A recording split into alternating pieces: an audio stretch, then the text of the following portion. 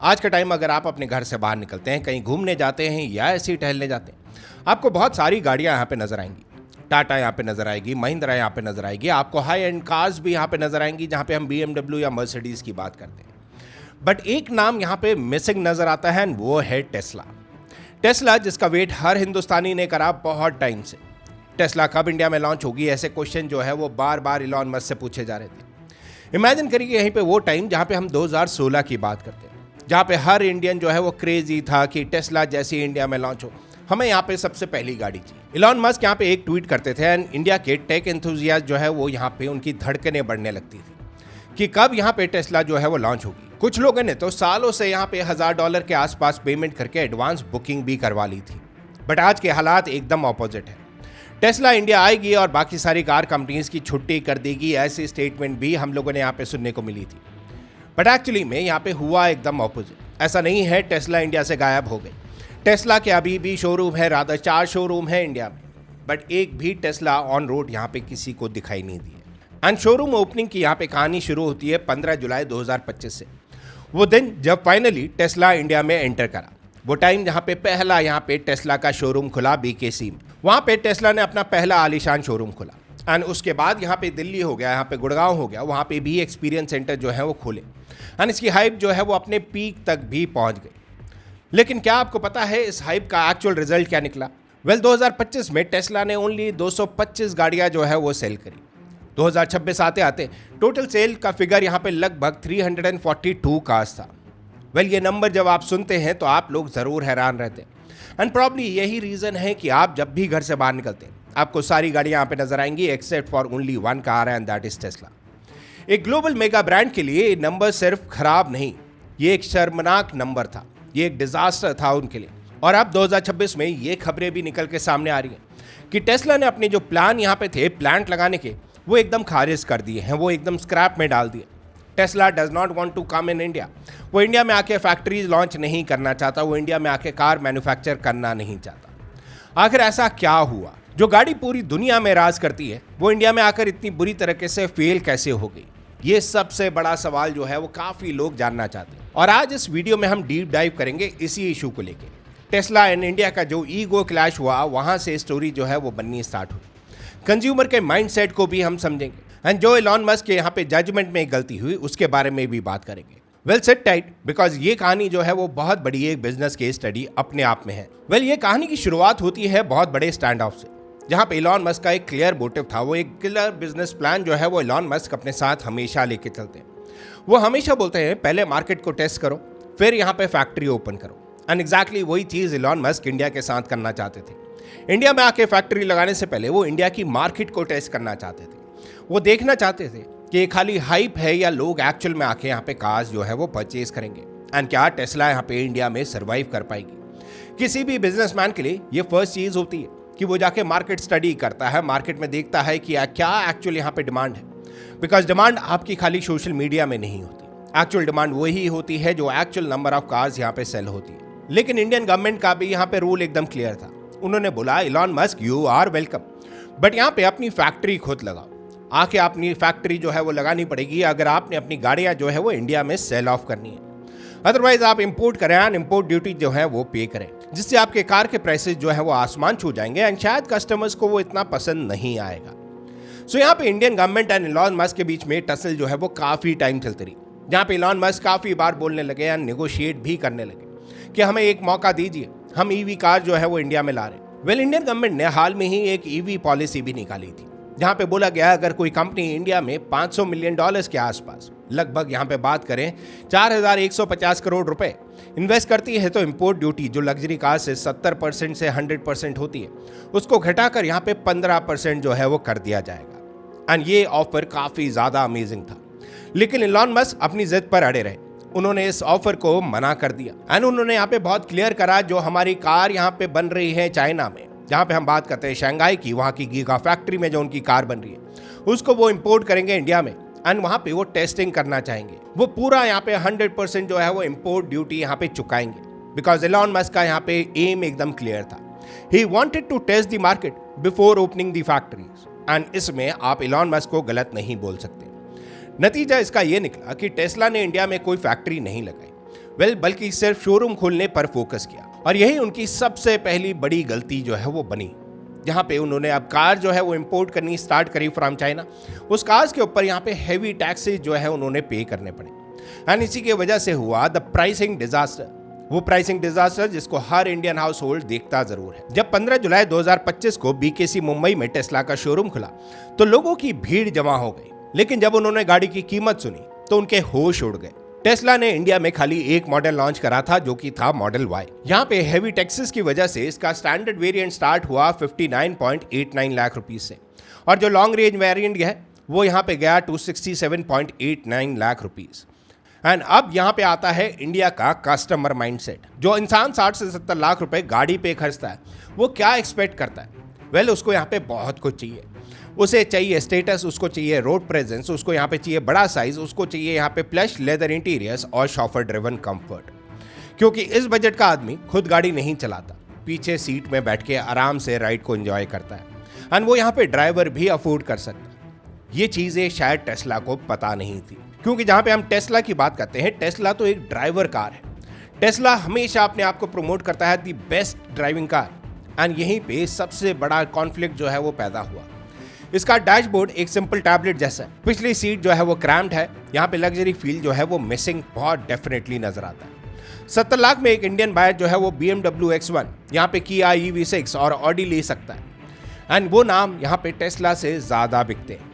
वहीं टेस्ला जो अमेरिका में एक मास मार्केट कार मानी जाती है, इंडिया में वो एक ओवर प्राइस टेक टॉय जो है वो बन के रह गई। और फिगर झूठ नहीं बोलते, जहां इंडियन कार मार्केट में हर महीने लाखों कार बिकती है, टेस्ला पिछले एक साल में बहुत मुश्किल से यहाँ पे 342 कार्स ही बेच पाया। बट दिक्कत यहाँ पे खाली कार प्राइसिंग की नहीं थी, दिक्कत यहाँ पे खाली कौन गाड़ी चला रहा है इसकी नहीं थी, दिक्कत यहाँ पे थी इंफ्रास्ट्रक्चर की भी। हम सब लोग इंडियन रोड में यहाँ पे गाड़ी चलाते हैं, हमें पता है हर दिन क्या देखना पड़ता है। मान लीजिए किसी ने 70 लाख दे के टेस्ला भी ले ली, तो सबसे बड़ी प्रॉब्लम सड़क पर आती है। टेस्ला का सबसे बड़ा सेलिंग पॉइंट था full self driven car and auto pilot mode. वो ऑटो पायलट मोड जिसका लॉन्च होने से पहले ही लोगों ने यहाँ पे मजाक उड़ाना शुरू कर दिया था। वो मीम्स बन के हमेशा आने लग गए थे कि टेस्ला एक बार आप चांदनी चौक लेकर तो आए, तो आपको पता चलेगा कितनी ऑटो ड्रिवन कार ही है। एंड एग्जैक्टली वही हुआ, बिकॉज टेस्ला का जो ऑटो ड्रिवन यहाँ पे मोड है वो बना है अमेरिका जैसी रोड्स के लिए, वो बना है यूरोप जैसी रोड्स के लिए, वो बना है ऐसी कंट्रीज के लिए जहाँ पे लोग जो है वो रूल को फॉलो करते हैं। वो यहाँ पे भीड़ भाड़ इलाके के लिए नहीं बनी है, जहाँ पे लोग जो है वो लेन अपनी मर्जी से यहाँ पे चेंज करते हैं। एंड यही चीज़ जो है वो बहुत क्लियर नजर आई। जैसे कि हमने बोला, टेस्ला एक यूरोप के नेशन में यहाँ पे चल रही है, टेस्ला यहाँ पे चांदनी चौक में चल रही है। वो डिफरेंस यहाँ पे आप खुद ब खुद इमेजिन कर सकते हैं। वो भीड़ भाड़ इलाके में जहाँ पे कहाँ से कौन सी गाड़ी आएगी, कौन साइकिल वाला आएगा, किसी को भी नहीं पता। किस टाइम आपने ब्रेक लगानी है, किस टाइम आपने एक्सीलेटर प्रेस करना है, इसके बारे में कोई नहीं जानता है। इसीलिए इंडिया में ऑटो पायलट मोड जो है वो सक्सेसफुल नहीं था टेस्ला का, जो प्रॉब्ली बाकी देशों में सबसे मेन पॉइंट था कि टेस्ला सबसे ज़्यादा क्यों बिकती है। यस, प्राइसिंग वहाँ पे फैक्टर ज़रूर था, तो इसलिए टेस्ला जो है वो मास मार्केट कार जो है वो विदेशों में बनी, एंड इंडिया में वो जिस सेगमेंट में आई है शायद कोई टेस्ला यहाँ पे परचेज करना नहीं चाह रहा। बट उसी के साथ जब टेस्ला इंडिया में लॉन्च हुई 2025 में, जब उसने अपने शोरूम ओपन करे, तब एक इशू जो है वो बहुत क्लियरली यहाँ पे नज़र आ रहा था, एंड शायद आप लोगों ने भी ये नोट करा होगा। हम इलेक्ट्रिक कार ले तो लें, बट इसको चार्जिंग कहाँ पे करेंगे? वो चार्जिंग नेटवर्क्स इतने नहीं थे जितना आज की डेट में यहाँ पे दिखाई देते हैं प्रॉब्लली। टेस्ला ने बीकेसी, गुरुग्राम और एरोसिटी में अपने गिने चुने लगभग 12 सुपर चार्जर्स लगाए हैं। अगर आप 68 लाख रुपए की गाड़ी देके यहाँ पे चार्जिंग स्टेशन ढूंढ रहे होगे, तो यहाँ पे चार्जिंग का डर जो है वो हमेशा ड्राइवर के माइंड में रहता है। कौन सी जगह में जाके हम इसको चार्ज करेंगे? वो रेंज एंग्जाइटी जो है वो आपको हमेशा सताएगी।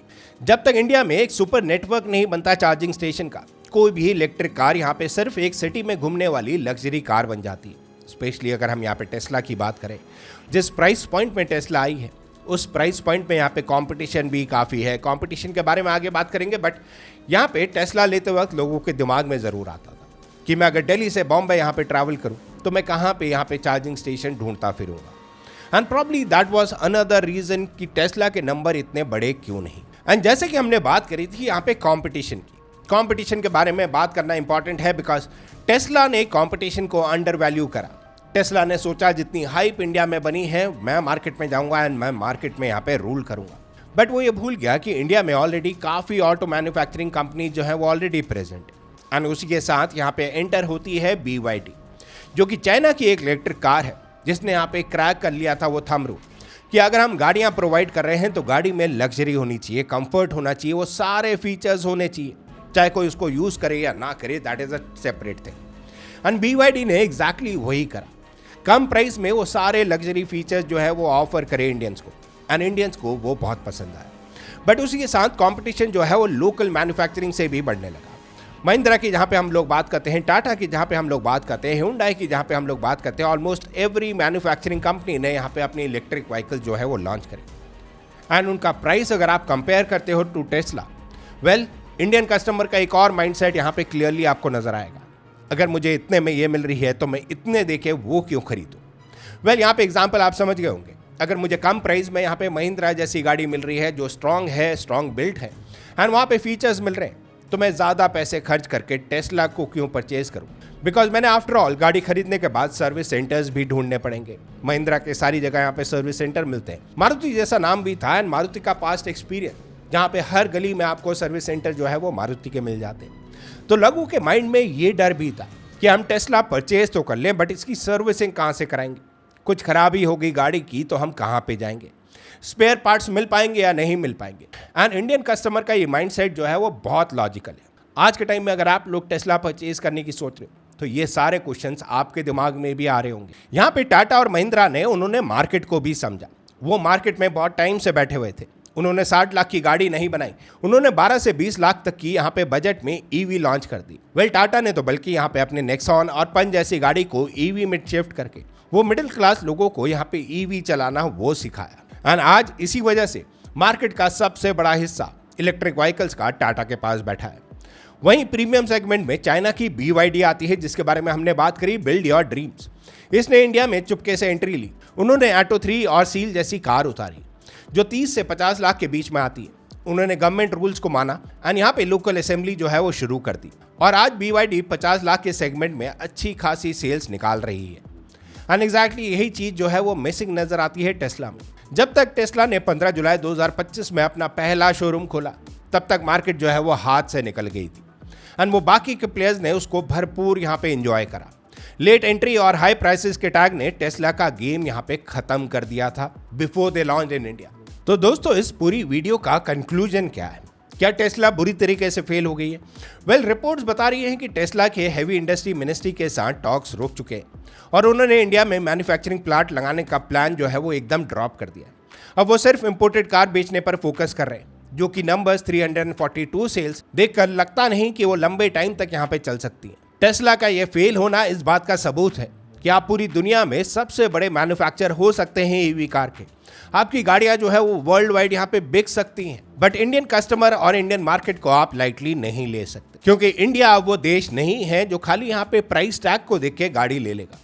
वो यहाँ पे उसमें वैल्यू ढूंढता है। एंड अगर आपको इंडिया में जीतना है तो आपने वैल्यू फॉर मनी एंड उसी के साथ लोकल मैन्युफैक्चरिंग वो स्टार्ट करनी पड़ेगी, बिकॉज वो इम्पोर्ट ड्यूटीज यहाँ पे बहुत हैवी पड़ती है। वही कार, टेस्ला की कार, अगर यहाँ पे विदाउट इम्पोर्ट ड्यूटीज आती तो वो काफ़ी सस्ते रेट में इंडिया में मिलती, एंड इंडियन कस्टमर्स उनको हंसते खेलते यहाँ पे परचेज करते। बट ये रूल जो है वो मानना पड़ा, एंड वो इलॉन मस्क ने वो पेनल्टी जो है वो पे ज़रूर करी। आफ्टर ओपनिंग 4 शोरूम आप 342 कार्स बेचते हैं एज कम्पेयर टू मारुति, जो शायद इतनी कार जो है वो एक हफ्ते में यहाँ पे सेल ऑफ करता था। इलॉन मस्क अगर अभी भी चाहें तो वो इंडिया में फैक्ट्री लगा के कार के प्राइसेस जो है वो स्लैश डाउन कर सकते हैं। एंड डेफिनेटली टेस्ला का नाम यहाँ पे ऑलरेडी इंडियन कस्टमर्स के माइंड में है। इंडियन कस्टमर्स लेना चाहते हैं टेस्ला को, बट वो अफोर्ड नहीं कर पा रहे, क्योंकि उस प्राइस रेंज में उनकी वो ड्रीम कार जो है वो खड़ी है, वो BMW, वो मर्सिडीज। यहाँ पे हम बात करें BYD जैसी गाड़ी, अगर हम इलेक्ट्रिक व्हीकल्स की बात करते हैं, वो यहाँ पे बहुत क्लियरली उनको मिल जाती है। आप लोगों के जो भी थॉट्स हैं इस पूरी स्टोरी को लेके, वो नीचे कमेंट सेक्शन में कमेंट करके ज़रूर बताइएगा, बिकॉज एक ऐसा नाम जो वर्ल्ड वाइड रूल करता है वो इंडिया आके फेल हो जाता है। क्या ये इंडियन कस्टमर्स जो है वो बहुत रिजिड है, या इंडियन गवर्नमेंट की पॉलिसीज़ यहाँ पे बहुत रिजिड है, या यहाँ पे अगर हम लोग बात करें वो कंपनी बहुत रिजिड है जो इंडिया में आके अपनी फैक्ट्री नहीं खोलना चाहती? इन तीनों में से कौन से वो पॉइंटर्स हैं जो आपको लगता है जिसकी वजह से टेस्ला इंडिया में फेल हुई? Do let us know your thoughts in the comment section below. With that said guys, आज की ये स्टोरी करते हैं पे एंड। आई होप आपको ये स्टोरी अच्छी लगी हो। स्टोरी अच्छी लगी है तो वीडियो को लाइक कर देना, शेयर कर लेना, सब्सक्राइब कर लेना। Thank you so much for watching our channel. Stay healthy, stay wire.